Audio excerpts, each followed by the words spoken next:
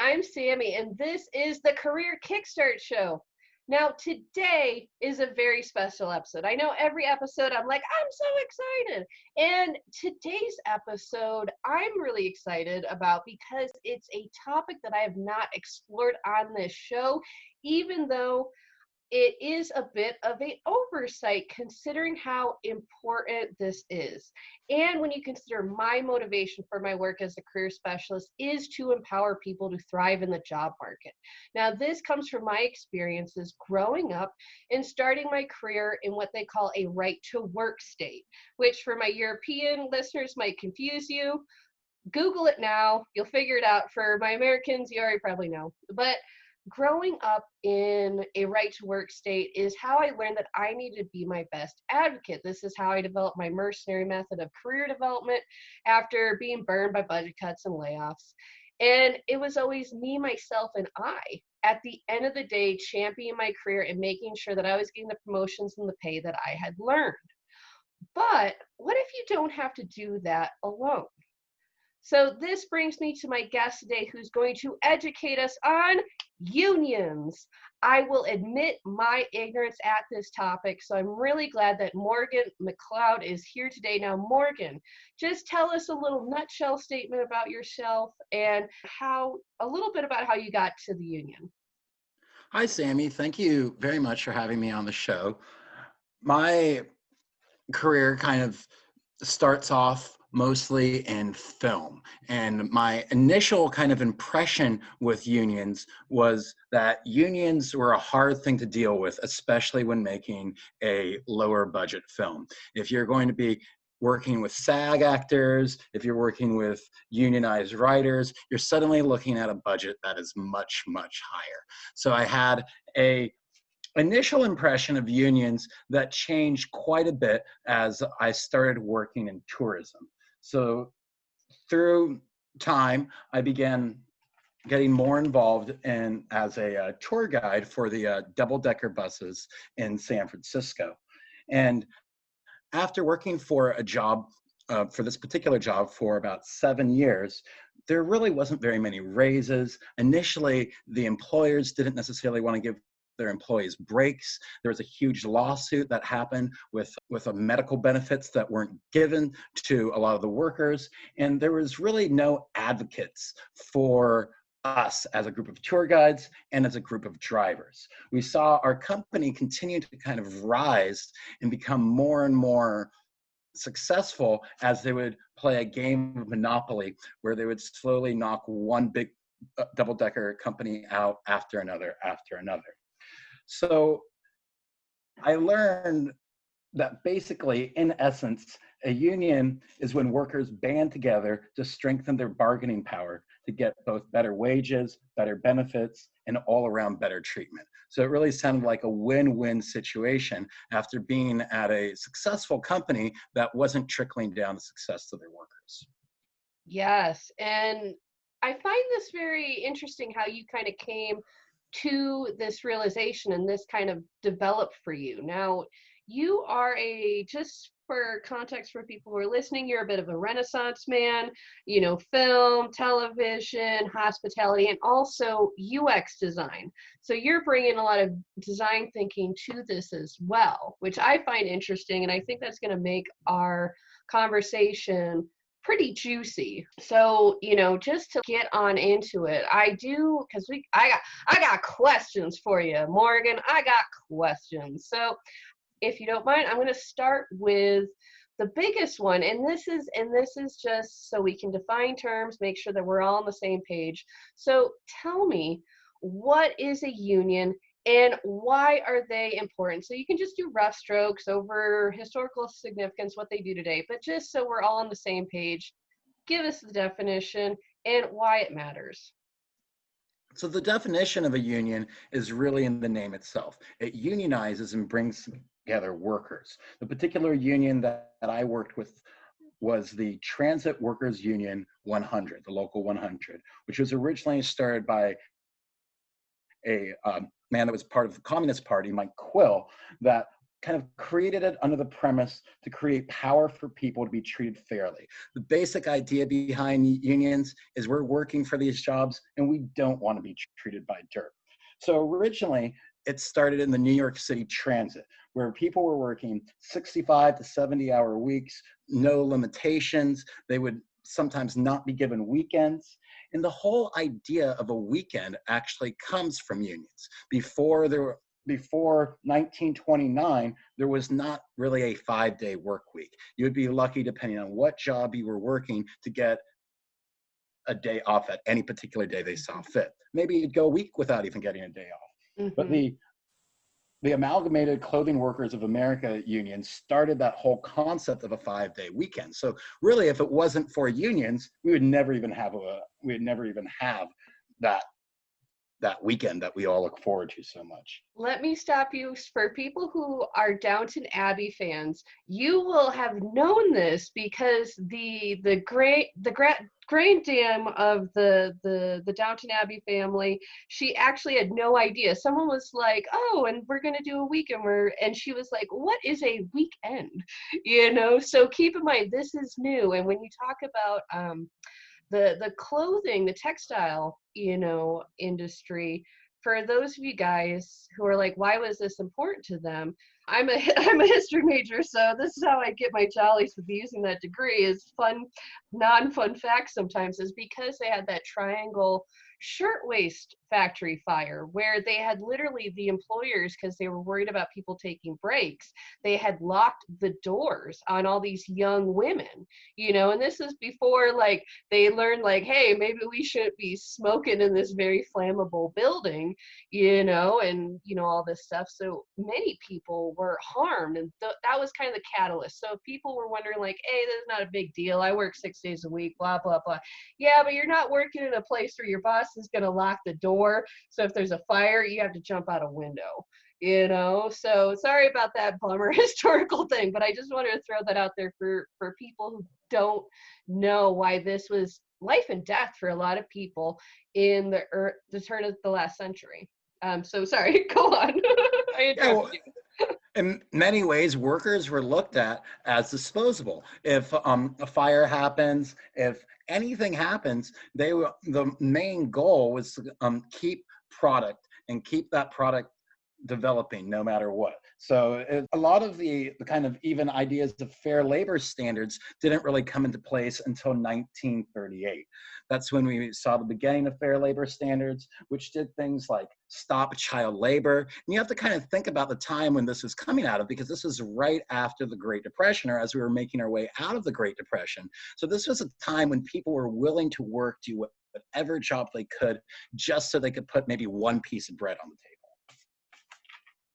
Yes, and I think for a lot of folks, because we have had, especially in America and especially in the developed world where a lot of my listeners are, we have grown used to this idea that your boss has an obligation to you in some senses, whether it's OSHA regulations or whatnot. So, with that historical significance, tell me a little, that's how it started, but tell me a little bit about, where unions are going today, because I know that with the Reagan years, that kind of led to a loss of power for unions and for workers in some way. So what does unions look like right now?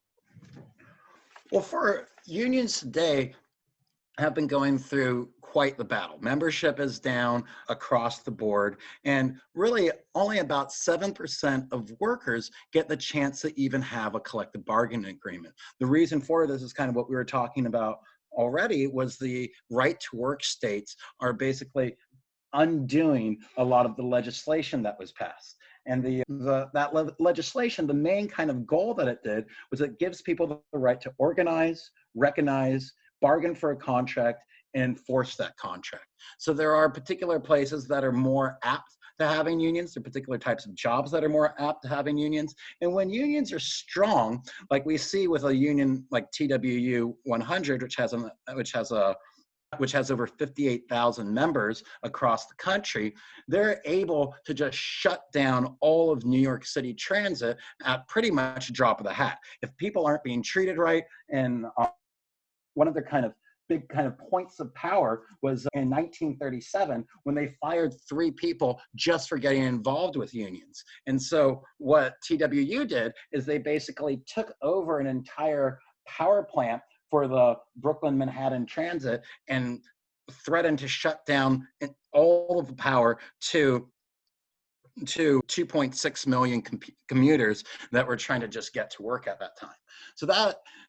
So their ability to do that is still there when it comes down to transit, when it comes down to, I mean, you may remember the writers' strike, which happened about 10 years ago. But then when it comes down to a lot of these newer companies like Amazon, they don't have that same power. Today, you can actually get a job as an anti-union consultant, where their main goal is to kind of impress the idea that unions are bad, that all the fees that you'll pay will be so exorbitant that you're constantly paying union fees and that you won't really get any benefit out of it. I saw an advertisement actually that was being presented by a particular airline. I won't say which airline, but it was a picture of a PlayStation, and it was like, would you rather pay union dues or buy yourself a PlayStation?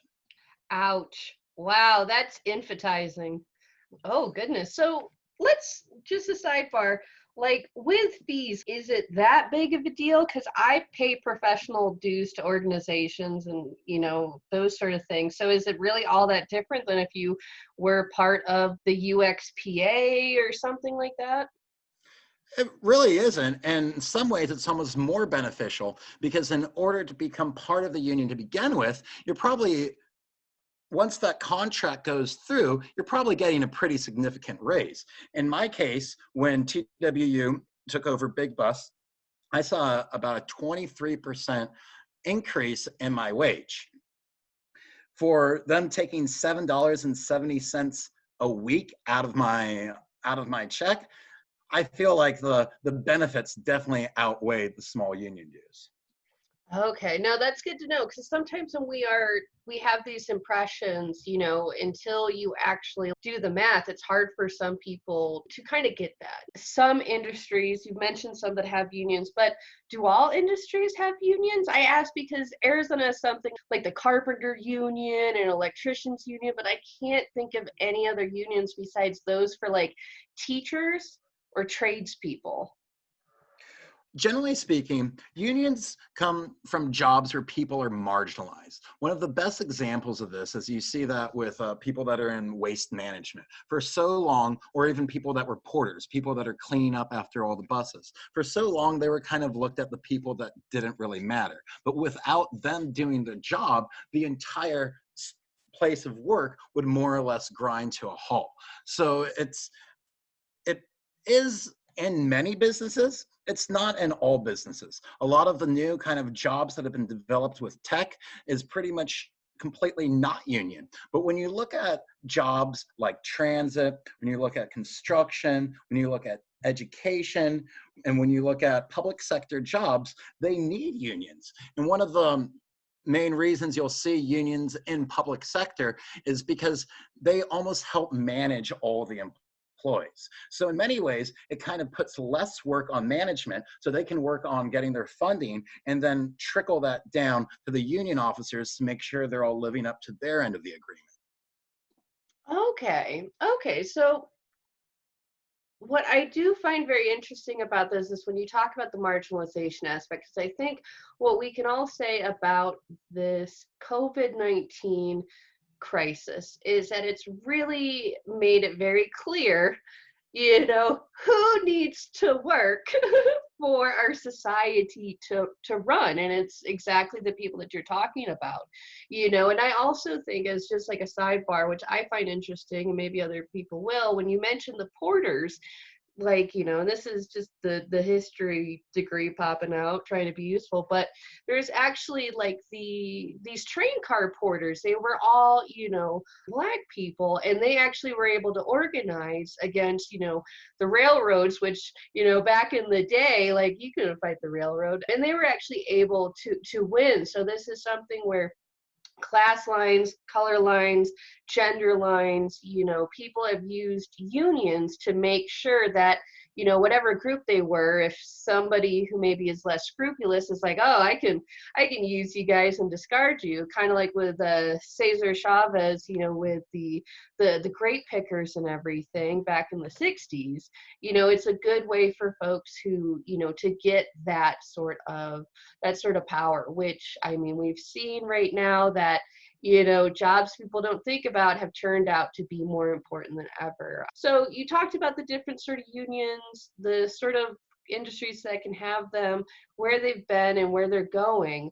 Where do you think unions can fit into tech? I ask this because I'm curious, because considering how diversely the reaction that the tech industry and tech companies have had to this pandemic. You've had some CEOs cutting their pay to keep their employees, and then you have companies like Bird, which is the scooter company, and they were like valued at like a crazy amount of money, millions, and given a lot of venture funding. And then a month into this crisis, they laid off 400 people with this dystopian group Zoom call. And then you have sort of the hypocrisy of, some of these, CEOs who are like, Amazon or whatever, who are breaking union efforts like they're the Pullman company itching to bring in the Pinkertons. So where do you feel like unions can fit into tech? What is the benefit on both sides? Do you see spitball on that topic? Because I feel like that is something that we don't go into a lot when it comes to unions. I feel like, when it comes to, I guess, a quote unquote white collar profession, you don't see it as much, or maybe I'm wrong about that. Spitball, tell us the deets, let me know where unions can fit into tech. We are starting to see more and more unions unionizing tech employees. This is already going on in New York City, more so in New York than San Francisco. I think one of the ways that tech companies have been able to keep unions out is by providing a surplus of amenities for all their workers. So they have all the snacks they need, they have food on site, they even have on-site healthcare. So the employee doesn't necessarily realize that they need a union. But I think whether you're in talent acquisition, or you're in data analytics, or you're coding, I think a union gives you something that all the snacks in the world don't give you. And those are wine garden rights. That's the request for a union representation. So when everything goes wrong and you get written up for this thing, or your metrics aren't stacking up high enough, you can get fired at a drop of a hat, whether you're working at Facebook or whether you're working for a small startup. You really don't have any security. You don't have the ability to arbitrate or grieve a situation. Like, say you just get fired for no reason. You can't grieve that because there's no grievance and arbitration in play. So pretty much every union contract you see has grievance and arbitration and wine garden rights. And those are kind of something that you don't necessarily see when you initially look at that contract. You're mostly looking at, oh wow, the raise, oh wow, the free healthcare, but you're not realizing the kind of security that you can't just get lashed out and fired.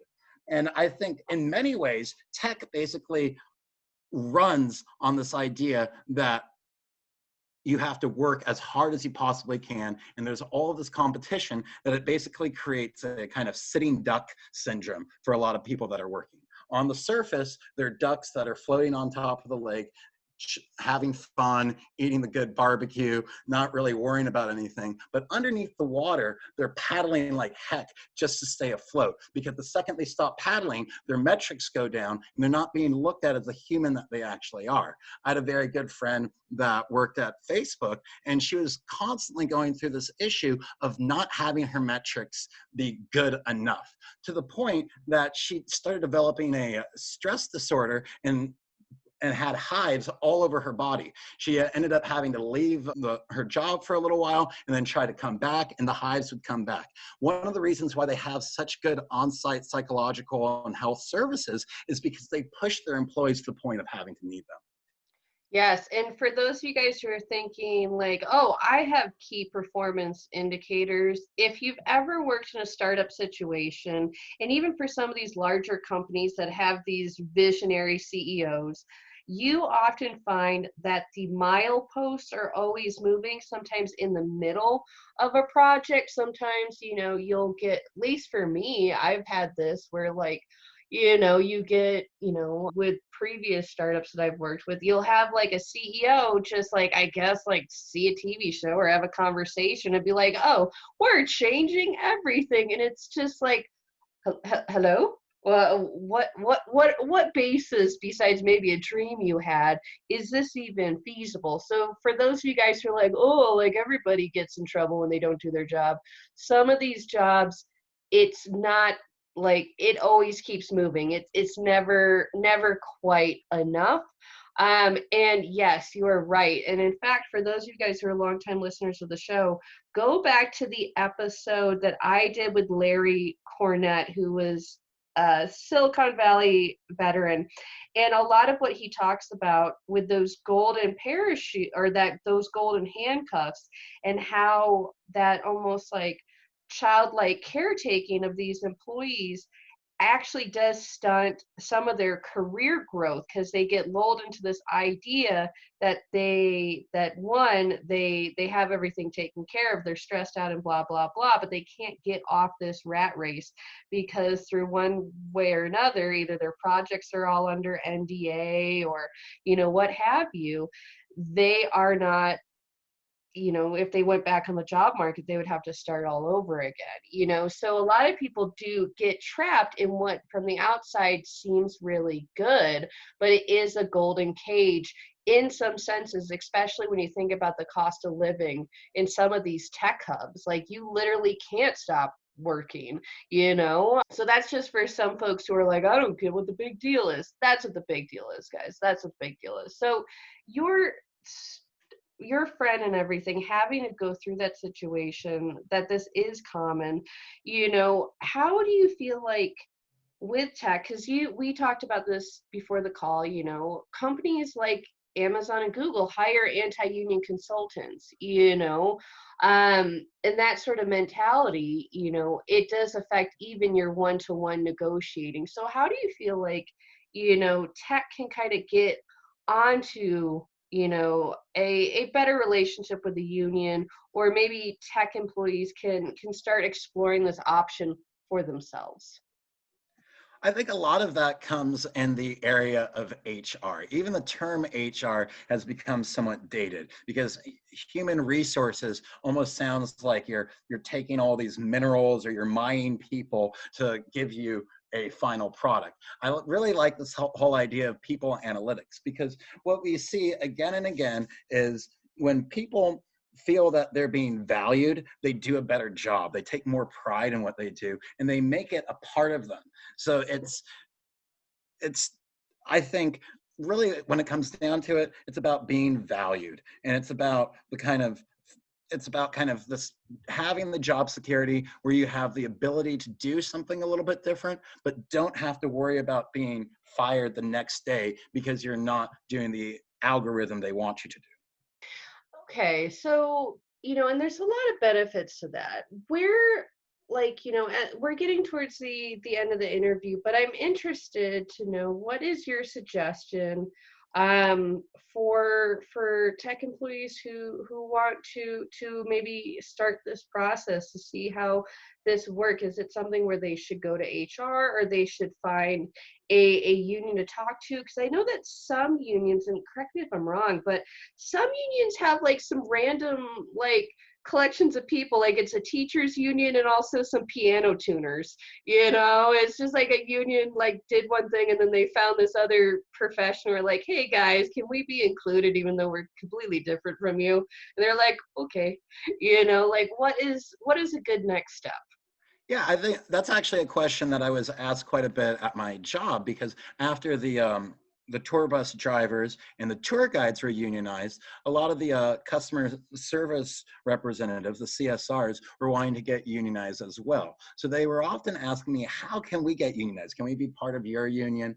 And the main thing that I would tell them, and this is what I'd tell anyone that was in tech that is looking to do this as well, is to start talking to your other coworkers. Talk to the people that have a similar title that you have and see if they're really happy with the job and what they're not really happy about, and start creating that unity amongst your coworkers. Once you have that unity there, the union will come. There is a union for everything, but it's really about doing that within the workplace. So that also means kind of moving away from HR, moving away from management, and just kind of getting the group of coders all together and being like, hey, we all need these things. That's, in many ways, that begins my whole involvement as a steward for a union, is that we weren't getting the right representation from the initial tour guide steward. So we all took a step back and we all met outside of company property and just talked about what were the main things that we wanted, and basically developed a spreadsheet of those ideas, and then decided who would then go to management and create the bargaining agreement. And that's when we needed a union, was when we were actually doing the collective bargaining. Before that, all we needed was the unity. Okay. Okay. So for my edification, for everybody else, what is collective bargaining and how does it work in brief?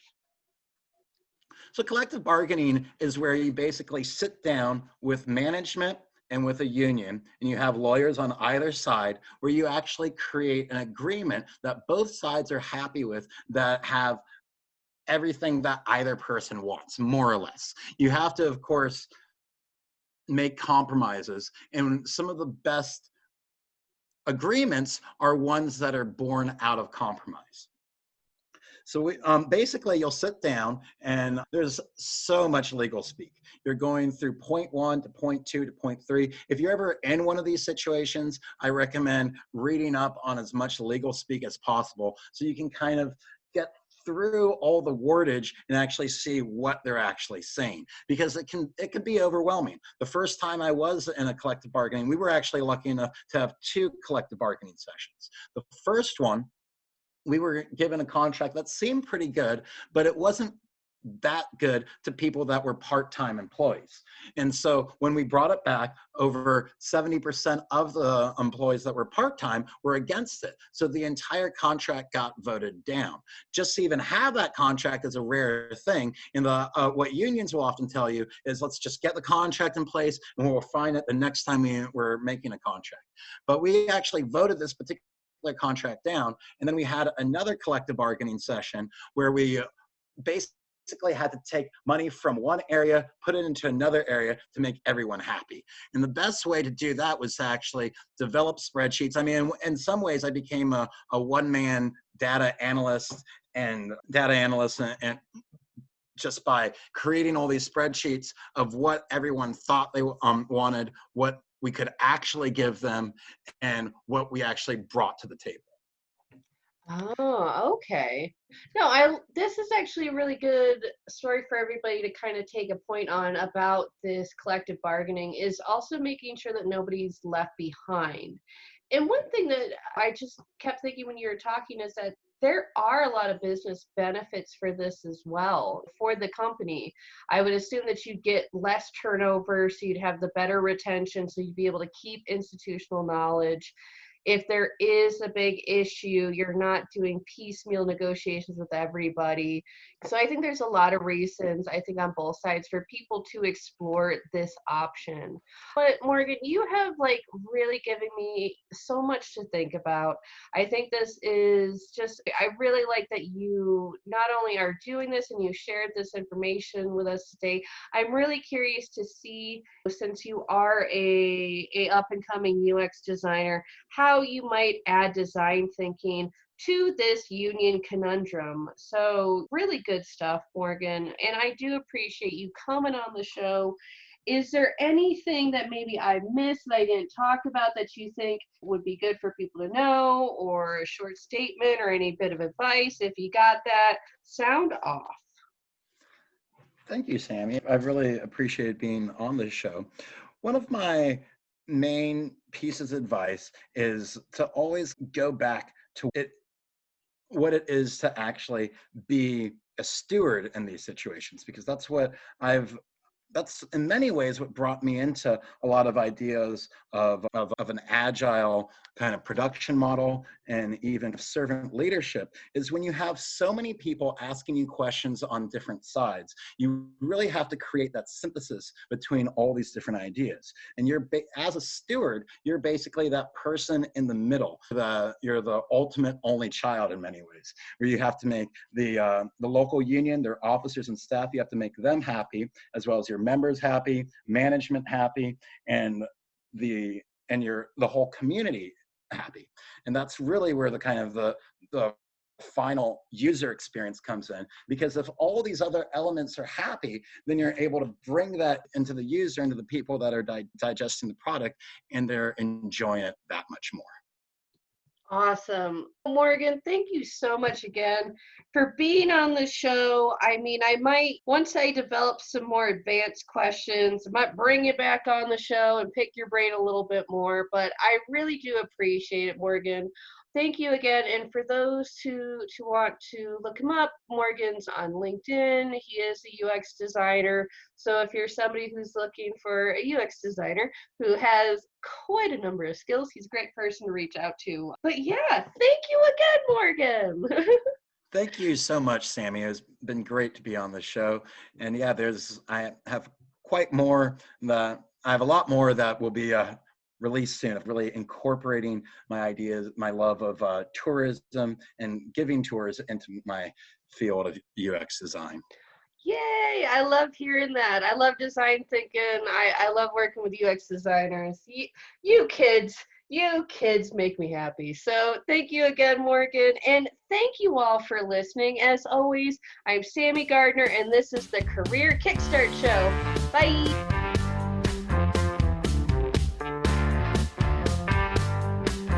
Change your career, change your life at CareerKickstartAcademy.com.